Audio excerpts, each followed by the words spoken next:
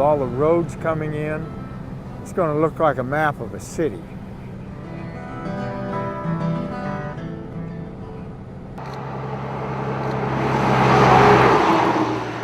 This is our place, you know, this is our main source of income, but it's also more than that. And, we've gone from having a pretty pristine, tranquil area with just cattle as being the main industry here to the oil and gas. So lots of changes. With all of the influx of the oil and gas industry, it has taken all of the pleasure and fun out of ranching.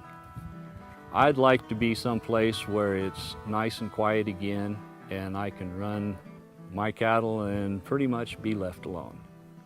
When I first came back to the ranch, which I said I would never do, I was immediately confronted with negotiating with Williams, with Burlington Resources, with Gasco, with Encana.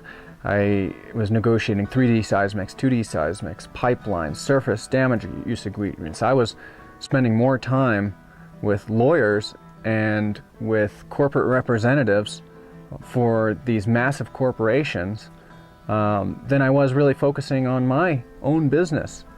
We have gone on a juggernaut of development the last 8 years.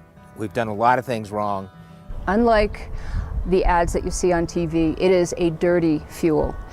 The extraction process is dirty. What it does to the communities is a shame. What has happened? How could this happen? This is a Class 1 watershed, airshed, viewshed. I can't believe this is happening. I'm personally torn as well. It's hard for me to represent one side of the community, and having grown up here and my family having roots here, I obviously don't want to see the mountains torn apart, but at the same time, I personally feel that we should be trying to use this resource that we have here to try to help us get our own energy independence. And unless you like living in an industrial zone or some other place like that, we got to start protecting what we're doing, or not necessarily protecting, but we have to start preventing the amount of environmental degradation we do to harvest various resources. That's not to say we got to stop doing that. We just got to start doing it in a way that doesn't destroy the area. It's really important, I think, for the public to remember these lands belong to all of them. The wildlife that live on top of these public lands belong to the people of the state of Colorado, and they have a justifiable place to voice their opinion, to call upon the companies and the federal government to do a better job, to do it right.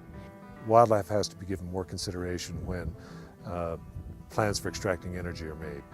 And it's got to be there because it isn't right now.